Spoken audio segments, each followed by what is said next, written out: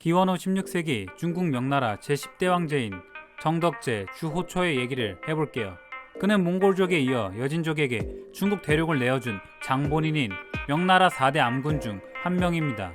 성생활이 아주 방탕해서 미녀들은 물론 남색도 즐겼다는데 명나라에서 남색이 유행하게 된 이유가 정덕제 때문이라는 얘기가 있습니다. 과거 국가들의 지도자들이 여색에 심취한 이야기는 그리 놀라운 이야기가 아니죠.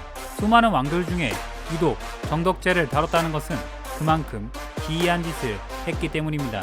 바로 가상의 인물을 창조해서 자기 자신이 그 역할을 하는 1인 2역 아바타 놀이에 빠졌다는 것입니다. 그 가상의 인물에게 주수라는 이름을 붙이고 대장군의 즉위를 내린 것이죠. 정덕제는 이 주수에게 북방의 몽골족과 싸우라고 명령하였고 정덕제 본인이자 대장군 주수는 그 명을 따라 출격합니다. 목숨을 건 유흥이 아닐 수 없는데요. 군대 규모가 수만 명에 달했던 전투에 직접 참가했다는 것을 고려하면 무장으로서의 자질도 어느 정도 있었나 봅니다. 사실 명나라에서도 직접 전투에 나간 황제는 농민 출신으로서 중국을 통일한 홍무제와 그의 아들이자 제1을 찬탈한 3대 영락제, 몽골의 오이라트를 상대로 출정했다가 포로가 되어버린 정통제, 그리고 오늘의 주인공 정덕제를 제외하면 없습니다. 황제가 직접 전투까지 했다는 소식을 들었을 때 신하들이 얼마나 황당했을지 상상하기 힘드네요.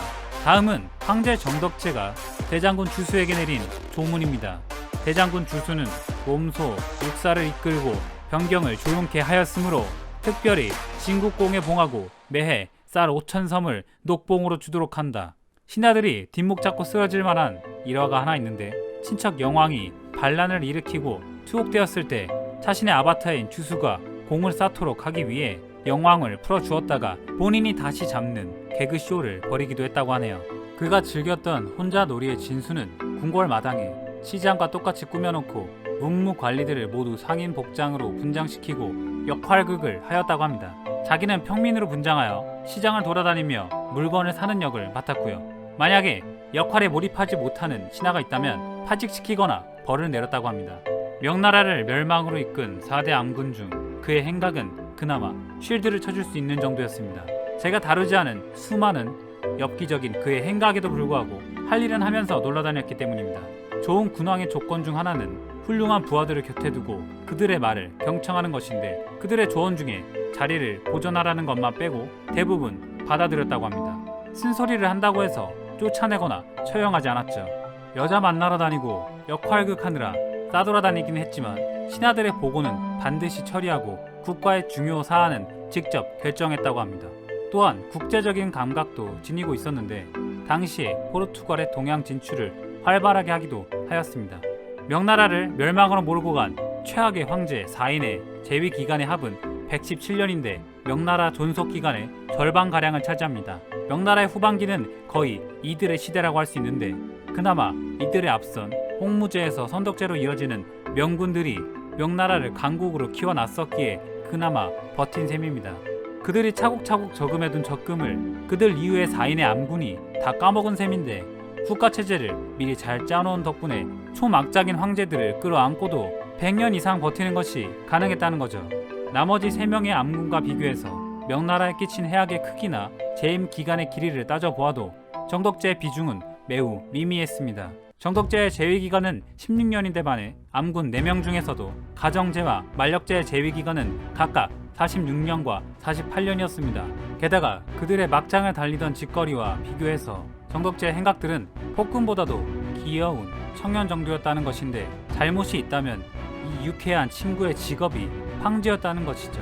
참고로 한국 사람들의 경우 만력제에 대한 평가에 있어서 그가 1592년 조선의 임진왜란 때 군사 지원을 해줬기 때문에 중국에게나 막장 황제이지 한국 입장에서는 좋은 황제였다라는 일부 평가가 존재하지만, 이는 그의 폭정과 비교하면 미미한 취미 활동에 불과했고 1592년 발베에 난 1594년 양흥룡의 난과 함께 명나라의 재정에 씨를 말린 만력 3정, 즉 3번의 큰 군사 원정에 속합니다. 정덕제처럼 할 일은 하면서 놀고 먹기만 한 황제가 아니라 유흥삼아 궁녀와宦관들을 가죽 채찍으로 때려 죽이던 정신병자 사이코패스 황제였습니다. 게다가 재위기간 중 30년 동안이나 일하기 싫어서 파업을 한 덕분에 많은 관리들, 심지어 재상도 황제의 얼굴을 까먹을 정도였고 중급 이하의 관리 중에 황제를 한 번이라도 본 적이 있는 조정 관리가 없었다고 합니다. 어쨌든 이 유쾌한 친구는 미녀랑 수없이 관계를 가졌음에도 정작 후계자를 얻는 데는 실패했고 사망할 당시 아들도 형제도 없어서 재위는 사촌 동생인 주총에게 넘어가게 됩니다. 그의 최후도 그다웠다고 할까요? 역할극 놀이를 하며 뱃놀이하다 물에 빠져 후유증으로 죽었다고 합니다. 신하들이 겨우 건져냈지만 그 후유증으로 병이 생겨 31세의 젊은 나이로 사망합니다. 사망의 원인이 된 질병에 대한 유력한 설은 그가 물에 빠졌을 때 폐에 물이 들어가는 익수사고로 죽었을 가능성이 높다고 하네요. 어쨌든 분명한 것은 정덕제에 대한 후세의 평가는 유능하기보다 유쾌한 청년 황제 정도로 평가받는 게 일반적이고 적어도 후계자인 주우총보다 100배는 나은 인간이었습니다.